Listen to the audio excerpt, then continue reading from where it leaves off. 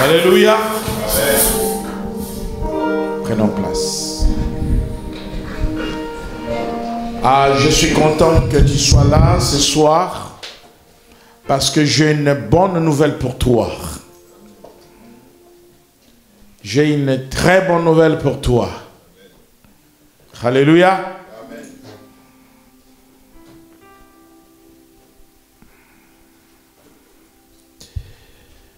Vous savez, il y a des nouvelles qui sont bonnes et d'autres qui sont mauvaises.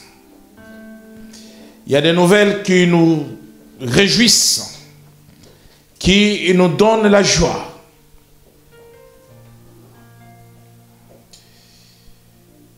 Quand vous attendez quelque chose, vous êtes en manque de quelque chose, et qu'on vient de vous dire,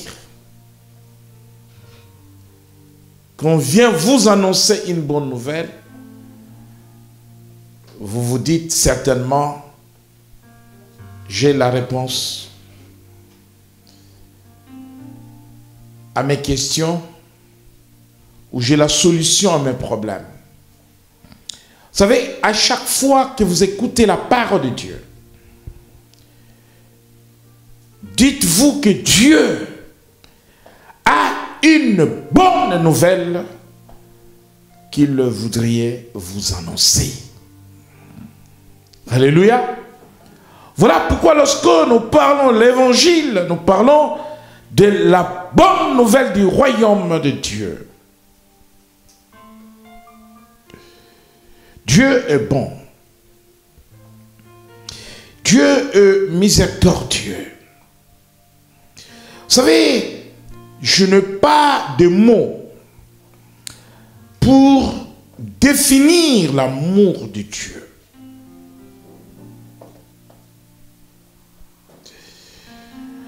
Cet amour qui peut se comprendre par la création. Lorsque nous contemplons le merveille de Dieu, bien-aimés, et regardez le temps qu'il fait cet après-midi. Qu'est-ce qu'il fait beau. Alléluia. Et tous ceux qui ne supportent pas le froid, en voyant ces temps-là, oh, je peux sortir. Mais c'est Dieu qui nous les donne. Dans son amour. L'amour de Dieu est tellement immense qu'il ne passe pas un instant dans ma vie que je réalise cet amour. Bien-aimé, quand tu rentres dans une chambre d'hôpital, tu vois une personne malade qui ne peut pas s'élever alors que toi tu marches, qui ne peut pas se nourrir alors que toi tu te nourris. Tu te dis, Dieu est bon. Qu'ai-je mérité moi, qui suis peut-être pire, aussi pécheur, méchant, que celui qui est couché, qui ne peut pas manger. Qu'ai-je mérité pour être en bonne santé? Tu as mérité la bonté de Dieu, son amour, sa compassion. La Bible dit que les bontés de Dieu ne sont pas épuisées. Bien-aimé, le Dieu que je sers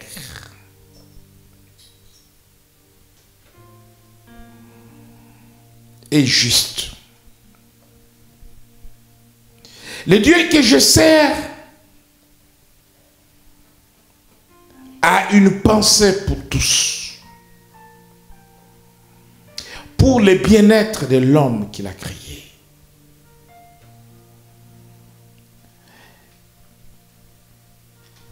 Et dans les temps de la détresse, dans les temps de crise,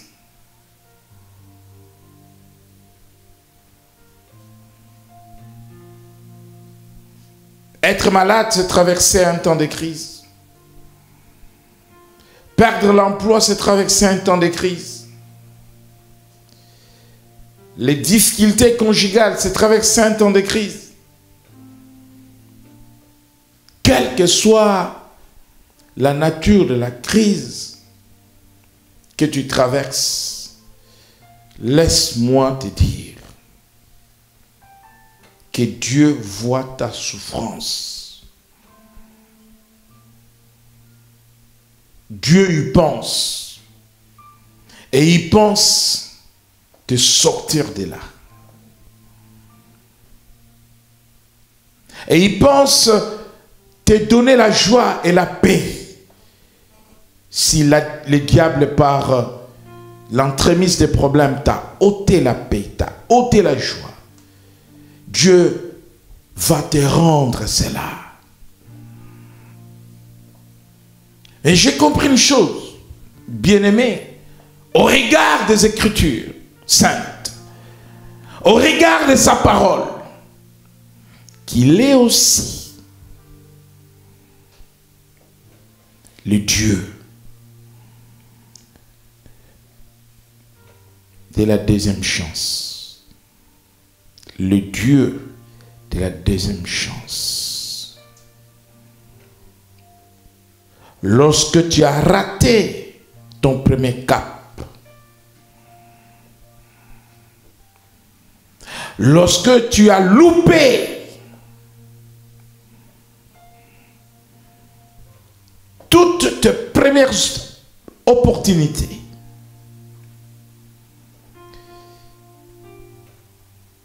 la Bible dit que ces bontés ne sont pas épuisées.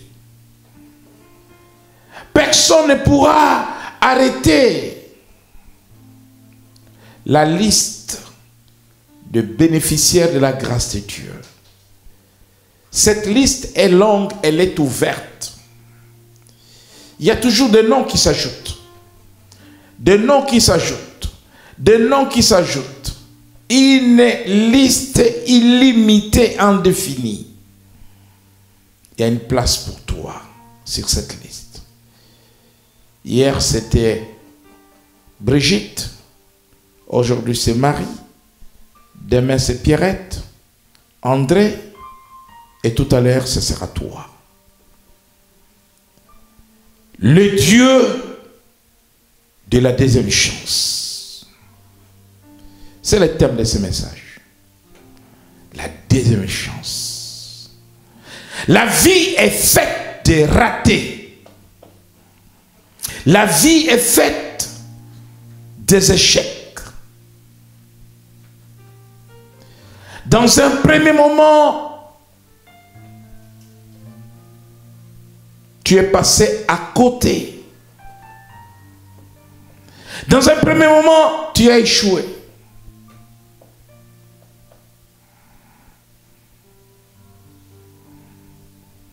Mais laisse-moi te dire qu'avec Dieu, on n'échoue pas. Parce qu'avec lui, dans l'échec, on apprend toujours. Avec lui, dans l'échec, l'échec nous amène à comprendre qu'il est au-dessus de tout. L'échec nous amène à comprendre que nous ne sommes pas indépendants, nous ne sommes pas autonomes, que nous dépendons de lui. L'échec nous amène à revenir à lui. Vous connaissez l'histoire de l'enfant prodige.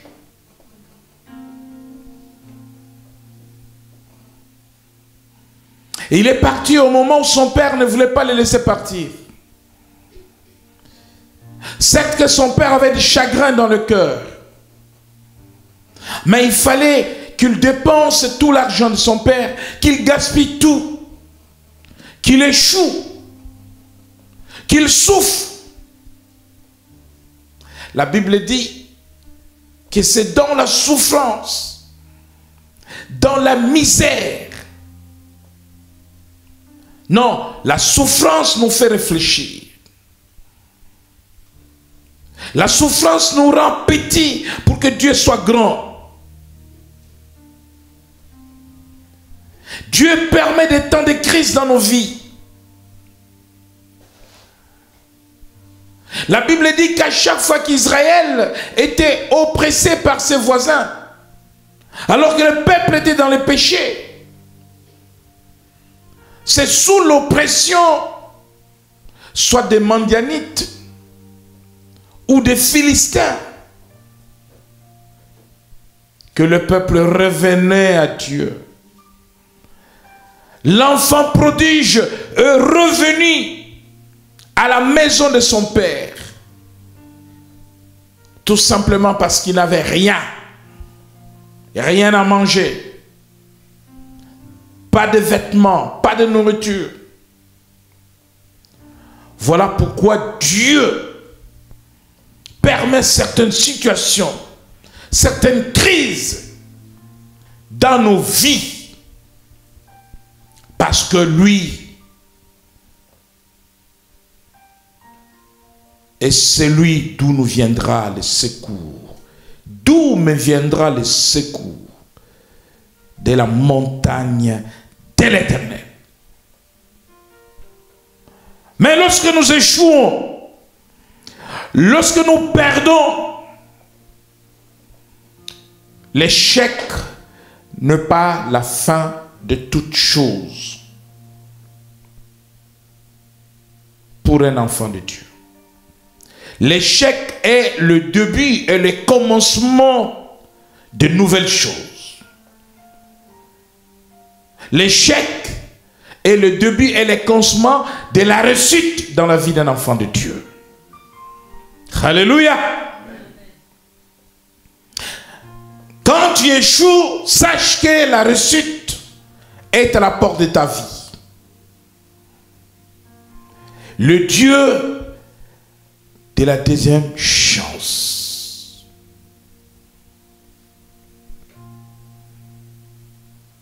Des fois, tu vas te rendre compte que tu es responsable de tes échecs.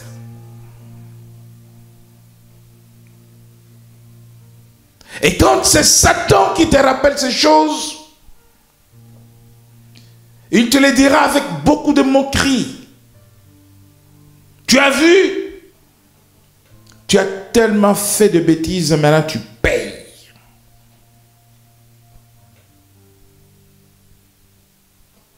Tu as vu, c'est ta faute. Satan vient te culpabiliser. Satan vient te charger. Satan vient de... Il te rappelle des choses des fois douloureuses. Des choses même que tu avais oubliées. Mais Dieu, dans son amour, il vient pour te relever. Mon fils, ma fille, tu as fait des erreurs. Je t'avais donné, par la grâce, 2 opportunités dans la vie. Tu as gâché. Tu as tout détruit. Mais mes bontés ne sont pas épuisées. Je te donne une nouvelle opportunité. Je te donne une deuxième chance. Saisis-la. Il ne va pas en découdre avec toi parce que tu as échoué.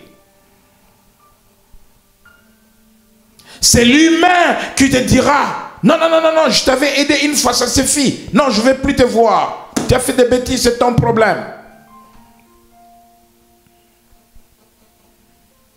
Comme et dans certains milliers, et lorsqu'une fille, et ça c'est en Afrique, il arrivait qu'une fille, par aventurisme de la jeunesse, ou erreur de la jeunesse, se retrouve enceinte. L'école s'arrête, tout s'arrête. Elle est regardée avec mépris dans la famille, dans les quartiers, dans la rue. Voilà comment les hommes peuvent arrêter la destinée d'une personne avec un jugement sévère. Le père qui dira: je ne veux plus jamais entendre parler de l'école.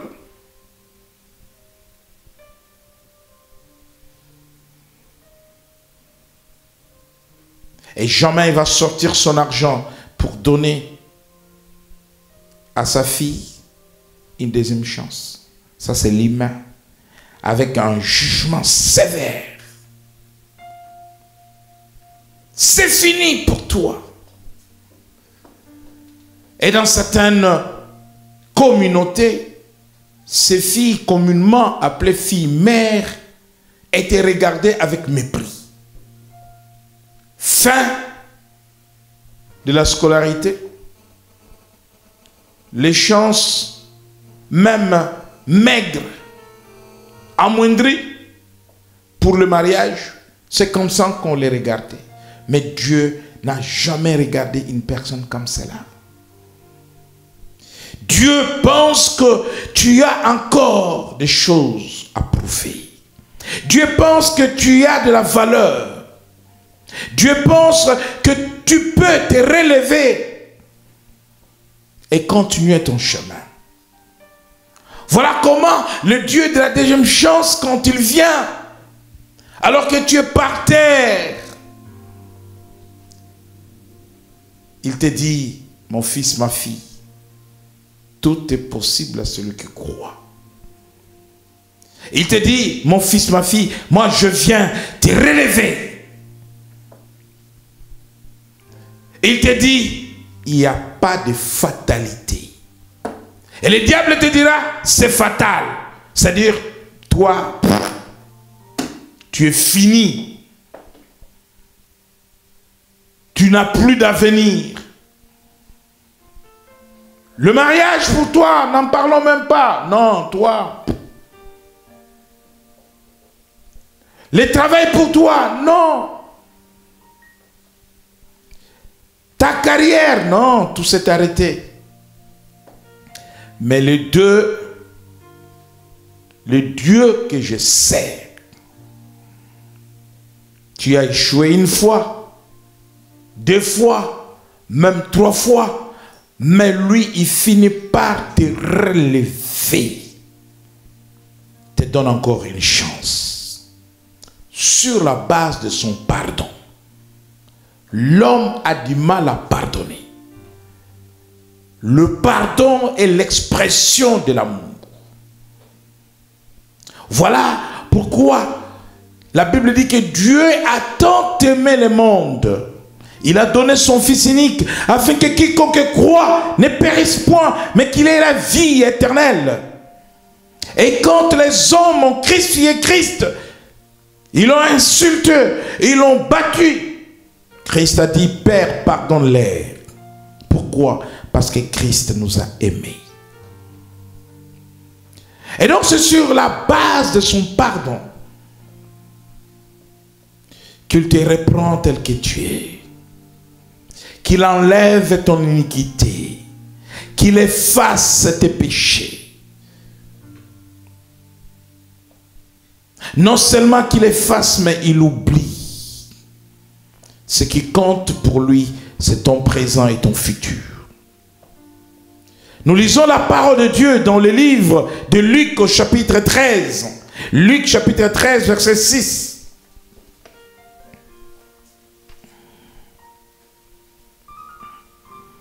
Luc chapitre 13, verset 6.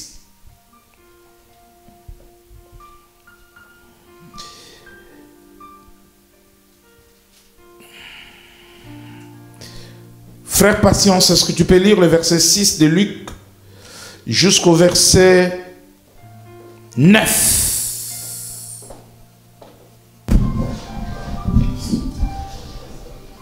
Nous lisons la parole de Dieu, Luc 13, versets 6 à 9. J'ai la parole de Jésus-Christ. Il dit aussi cette parabole. Un homme avait un figuier planté dans sa vigne. Il vint pour y chercher du fruit, et il n'en trouva point. Alors, il dit au vigneron, « Voilà 3 ans que je viens chercher du fruit à ce figuier, et je n'en trouve point. Coupe-le. Pourquoi occupe-t-il la terre inutilement ?» Le vigneron lui répondit, « Seigneur, laisse-le encore cette année. Je creuserai tout autour et j'y mettrai du fumier. Peut-être à l'avenir donnera-t-il du fruit, sinon tu le couperas. » Parole du Seigneur.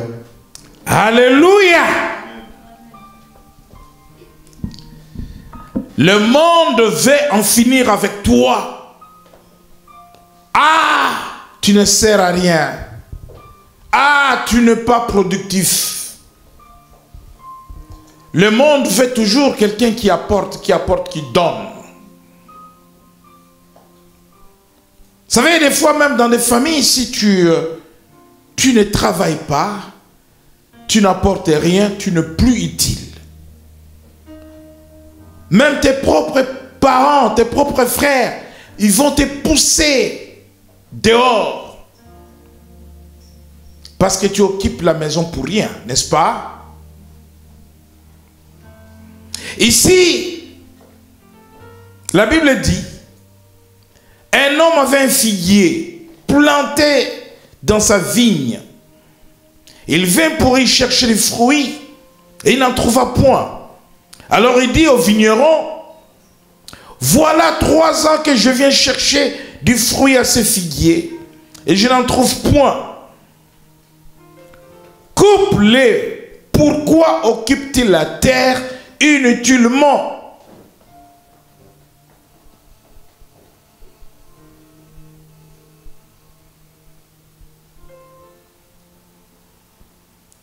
Peut-être qu'autour de toi, tu es vu comme une personne qui occupe la maison inutilement. Tu es regardé comme une personne inutile, qui ne sert à rien. Mais Dieu sait que tu sers à quelque chose. Dieu sait que tu serviras à quelque chose. Dis à ton voisin, tu sers à quelque chose. Dis-lui encore. Alléluia. Dis-lui que tu es utile. Alléluia. Considère que tu es utile. Et même très utile. Dieu ne te voit pas comme le monde te voit. Dieu ne te voit pas comme toi tu te vois. Écoutez bien.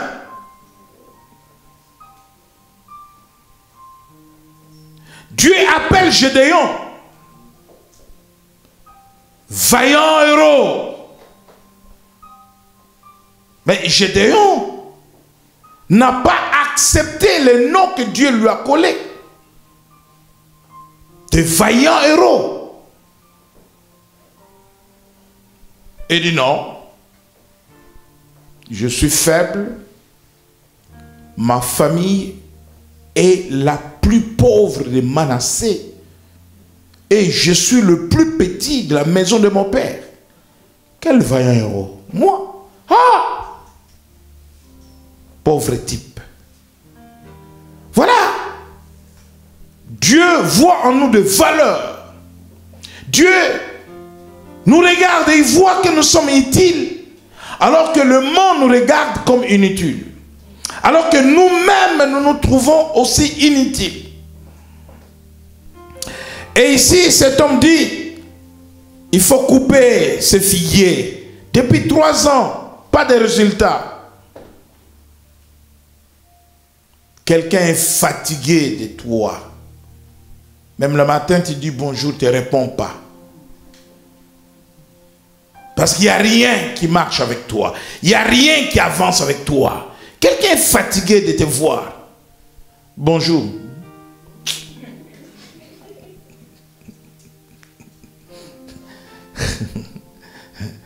Un ventre de plus dans la maison qui n'apporte rien. Un ventre de plus dans la famille.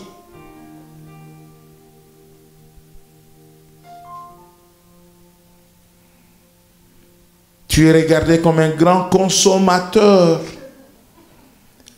et de l'électricité, l'eau chaude, la nourriture. Qu'est-ce qu'on se moque de toi? Critique, médisance. Mais Dieu te regarde et dit, cet enfant, demain, le monde parlera de lui. Alors Dieu va te donner cette deuxième chance. Quand les hommes veulent te supprimer parce que tu ne sers à rien, Dieu dit non, laissez-les. Dites avec moi, laissez-moi vivre encore. Laissez-moi vivre encore. Oui. Parce que ton avenir est entre les mains de Dieu. Ton avenir n'est pas entre les mains des hommes. Ton avenir n'est pas entre les mains de ta famille. Ton avenir entre les mains de Dieu. Personne ne peut t'apprécier. Parce qui vit, je n'ai rien à craindre, mais non. Mais lendemain sont assurés. Mes lendemains sont assurés. Entre ses mains, il tient ma vie pour ces temps et l'éternité. Je sais qu'il vit. Ton avenir est entre les mains de Dieu. Tu n'as pas encore dit ton dernier mot. Tu n'as pas encore dit ton dernier mot.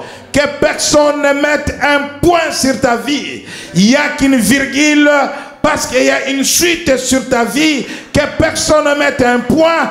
Il n'y a qu'une virgule parce qu'il y a une suite. Il y a une suite. Il y a une suite. Et la suite, c'est Dieu.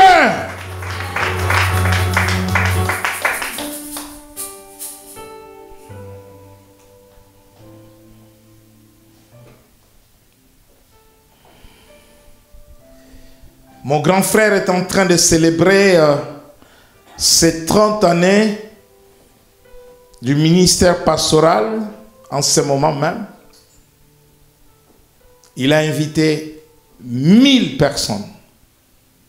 Il fait une grande fête. Et sur les 1000 personnes, 300 hauts responsables du pays. Ministres, députés et autres généraux. Ça se passe à Kinshasa. Et je lui ai envoyé un message pour lui dire bon anniversaire. Mais il me semble que tu ne fais que commencer avec Dieu.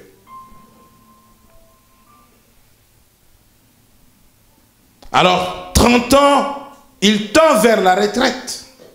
On pense toujours finir. Vous savez, quand Josué a pris le commandement d'Israël après la mort de Moïse, Josué avait 80 ans.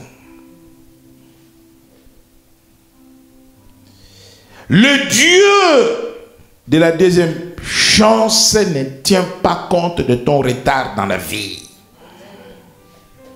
Il ne tient pas compte de ton âge. Ce qui compte, c'est sa grâce. Sa grâce te suffit. Pierre a péché toute la nuit. Un bon pêcheur professionnel. 0 poisson. Le matin, le Dieu de la deuxième chance débarque. C'est Jésus.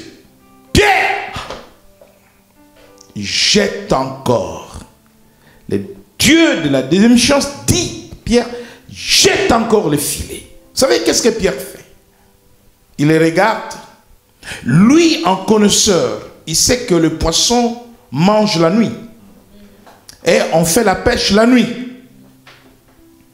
Il dit, ce n'est pas normal. Lui qui n'est pas pêcheur, qui veut m'apprendre, moi qui suis professionnel, que le matin, alors que je suis en train de ranger mes filets, je peux jeter. Qu'est-ce que Pierre dit? Sur ta parole. Tout simplement, pourquoi il dit sur ta parole, je vais jeter les filets? Pourquoi il dit sur ta parole? Il dit parce que normalement, ce n'est pas faisable. Mais sur ta parole, il voulait dire, je crois. Parce que c'est toi qui me l'as dit. Personne d'autre ne pouvait dire à un bon pêcheur le matin, jette les filets. Parce que le matin, les poissons sont en train de dormir. Il dit, sur ta parole, je vais jeter les filets. Il jeta le filet. Deuxième chance. Il ne pouvait pas soulever les filets à cause du poids des poissons. Alléluia. Il y a sa parole. Ce qui compte, c'est sa parole. Pierre dit sur ta parole. Bien-aimé dans le Seigneur, lorsque l'homme te dit que tu es fini, tu n'as plus rien à espérer, dis-lui, c'est ta parole. Mais ce n'est pas la parole de Dieu. Ce n'est pas la parole de Dieu. Parole contre parole. Parce qu'il y a la parole des hommes. Tu es malade, tu es affaibli par la maladie. Mais le Dieu de la deuxième chance dit, tu vas t'élever, tu vas marcher, tu vas travailler. Sur ma parole, lève-toi et marche. La parole des hommes n'est pas la parole de Dieu. Le Dieu de la deuxième chance dit, laissez-les encore. Et le vigneron dit, laisse-les encore cette année. Je creuserai tout autour et je mettrai du fumier. Peut-être à l'avenir donneras-tu du fruit. Sinon, tu les couperas. Non, le Dieu de la deuxième chance restaure toujours quelqu'un. Le diable a détruit. Lui, il reconstruit. Voilà pourquoi dans le livre de Ruth,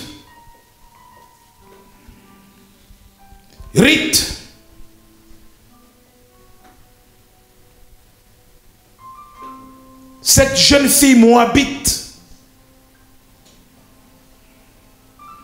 après le décès de son mari,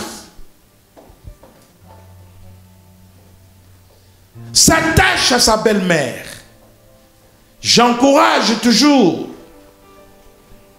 les jeunes filles mariées à avoir de très bons rapports avec leur belle-mère, comme Ruth. S'attache à sa belle-mère. Nous sommes dans le pays de Moab. Alors que Naomi, sa belle-mère, veut retourner à Bethléem. Et Ruth s'attache à Naomi. Elle fait un serment à Naomi. Elle dit, ton peuple sera mon peuple. Ton Dieu sera mon Dieu. Où tu iras, j'irai. Ah! Quelle déclaration! Quel serment!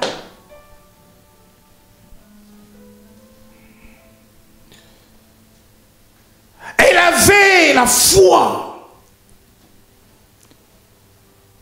que le Dieu de la deuxième chance se manifestera dans sa vie, mais à travers sa belle-mère. Malgré la mort de son fils, elle n'a pas quitté sa belle-mère. Elle est retournée à Bethléem. Quand vous lisez le livre de Ruth, Et là, vous allez voir qu'elle sera prise en mariage par les rachats dans la famille de son défunt époux. C'était la coutume en Israël. Par un homme puissant, riche. Boaz, le Dieu de la deuxième chance. Toi, aujourd'hui, tu perds un mariage, tu fais la dépression. Tu craques. Un garçon te dit on arrête, tu craques. Combien de filles que je rencontre en psychiatrie, des jeunes filles de 20 ans, tu deviens folle bêtement.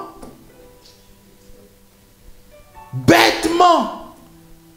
Tu craques.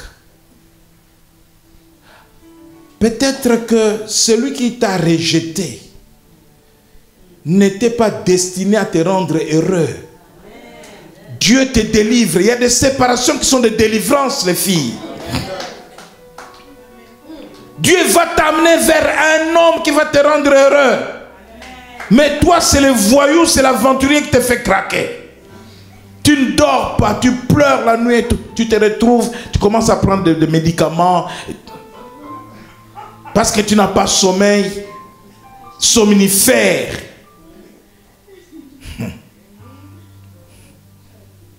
Alléluia.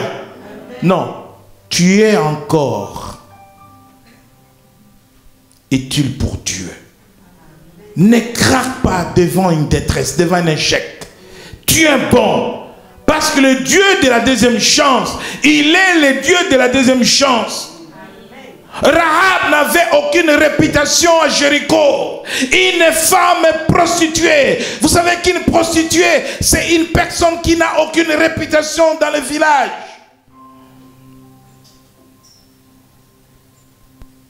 Mais le Dieu de la deuxième chance, quand Josué a envoyé les espions à Jéricho, le Dieu de la deuxième chance les a conduits dans la maison de Rahab, une prostituée, tout simplement parce que lui ne la regardait pas comme prostituée. Il la voyait dans la généalogie de Jésus. Oui. Femme de mauvaise réputation qui se retrouve à Jérusalem, qui se retrouve dans la généalogie de Jésus. Rahab. Parce que le Dieu de la deuxième chance ne rejette personne. Il te prend dans la boue, il te restaure. Quand il te présente devant le monde, c'est elle ou c'est pas elle. C'est lui ou c'est pas lui. Alléluia. C'est pour cela que je veux que tu comprennes que dans ta détresse, dans ton malheur, dans l'échec, dans des temps difficiles, les épreuves ne sont pas la fin d'une histoire dans la vie de quelqu'un. Ce sont des étapes de la vie, des moments où Dieu nous apprend à revenir à lui, à nous repentir, à prier sans cesse. C'est des moments où nous tirons des leçons. Qu'est-ce que Dieu veut m'apprendre ici? Mais je voulais te dire, ma soeur, mon frère, que les bontés de Dieu ne sont pas épuisées. La liste est longue, elle est ouverte. Il y a parmi nous des Rahab, des personnes qui ne sont pas considérées, des personnes qui sont même vendues, livrées. Il y a parmi nous des Joseph. Ceux qui sont en réalité des sources de bénédiction pour leur famille, pour leur maison. Mais aujourd'hui, regardés comme des personnes inutiles. Lève-toi, nous voulons prier. Je voudrais tout simplement te dire que le Dieu de la deuxième chance frappe à ta porte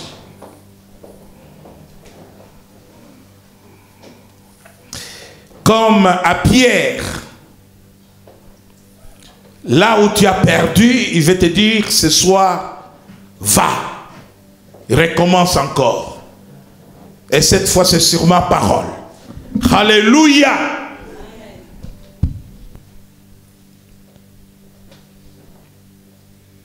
Ton échec d'hier n'est pas une fatalité. Ton échec d'hier n'est pas une fin. Car ta vie est entre ses mains. Il vit. Le lendemain entre ses mains. Parce qu'il vit. Alléluia. Tu n'as rien à craindre. Ne crains rien.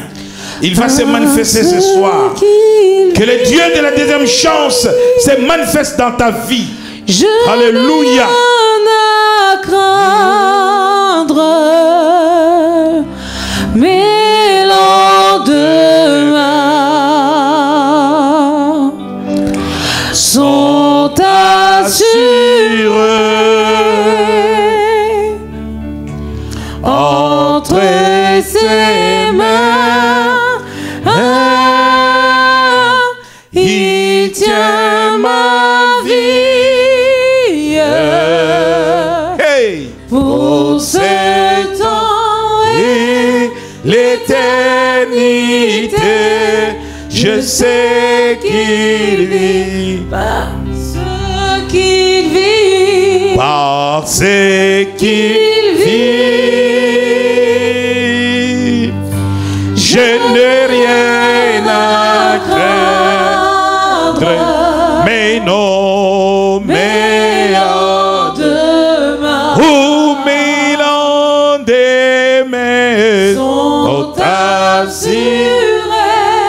sont assurés entre ses mains. Il tient ma vie pour cet temps et l'éternité. Je sais qu'il vit. Parce qu'il vit. Parce qu'il vit. Oh, oh, oh, je n'ai rien à craindre. Oh, mais non, mais lendemain. Oh, mais lendemain Sont assurés. Sont assurés Entre ses mains.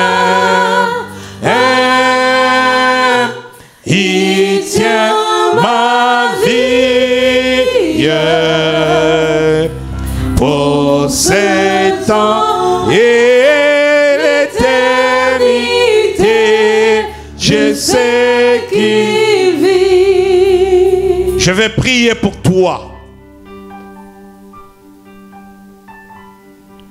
Ce temps est prophétique pour toi.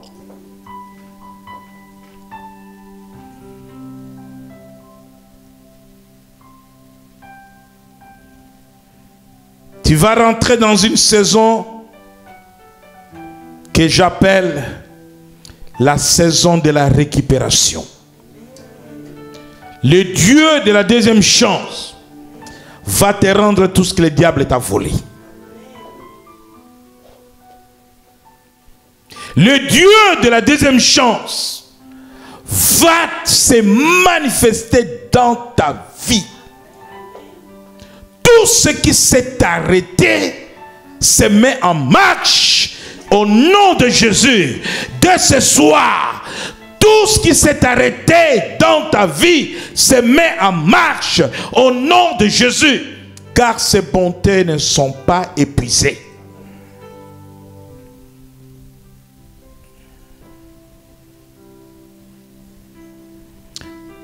Tu étais découragé. Tu as baissé les bras. Tu as dit je n'en peux plus. Tu as abandonné un chantier. Tu as abandonné un projet. Ce qui n'a pas marché hier. Sur sa parole, Pierre a cru à sa parole. Et il a jeté les filets le matin dans l'eau. Et il a attrapé des poissons. Toi, je te recommande de croire à sa parole. Sur ta parole, Seigneur, je m'élève. Sur ta parole, Seigneur, j'avais adressé une lettre à un service, à l'administration. Demande de logement, demande de. Ça n'a pas abouti. Le Dieu de la deuxième chance te dit, envoie encore, écris encore. Cette fois-ci, ça aboutira. Tu auras une réponse positive. Même si hier, on t'avait refusé la naturalisation, moi je te dis, en qualité de prophète de Dieu, écris encore, demande encore, on te l'accordera. Parce que le Dieu de la deuxième chance va se manifester. Tu as passé ton permis, ça n'a pas marché. Je te dis, va sur sa parole. Cette fois-ci, ça marchera. Tu l'auras. Tu as passé un examen, un concours l'année dernière, ça n'a pas marché. Tu es découragé. Inscris-toi de nouveau. Inscris-toi. Inscris-toi. Passe encore le concours. Le Dieu de la deuxième chance te donne la réussite.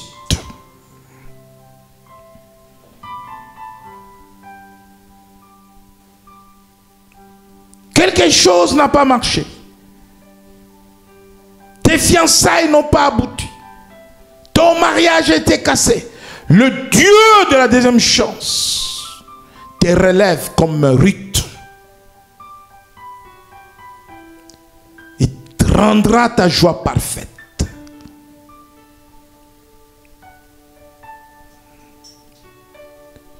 Là où tout s'est arrêté, le Dieu de la deuxième chance commence ce soir avec toi. Commence avec toi. Les nouvelles choses commencent avec toi. Oublie ton passé. Car ton avenir est entre ses mains. Seigneur, produis les miracles dans la vie de ton peuple. Le miracle du renouveau. Le miracle de la restauration.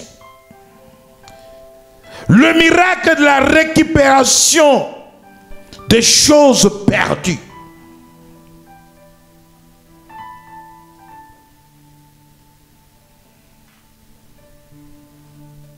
Tu as promis, ô Dieu, que tu rendras à ton peuple les années de perte. Parce que tu es le Dieu de la deuxième chance. Viens et manifeste-toi ce soir dans chaque vie. Comme ce Dieu-là. De la deuxième chance. Qui se manifesta dans la vie de Ruth. Qui se manifesta dans la vie de Rahab. Qui se manifesta dans la vie de Pierre. C'est Dieu qui se manifesta dans la vie de Bartimée. Que les aveugles recouvrent la vie. Le Dieu de la deuxième chance. Qui se manifesta dans la vie du paralytique. Pierre et Jean pouvaient lui dire, lève-toi et marche. Et il marcha. Tu rends à quelqu'un la vie. Tu rends à quelqu'un la santé. Tu rends à quelqu'un l'argent. Tu rends à quelqu'un le mariage. Tu rends à quelqu'un le travail. Tu es le Dieu de la deuxième chance. Dans le nom de Jésus. Amen. Amen.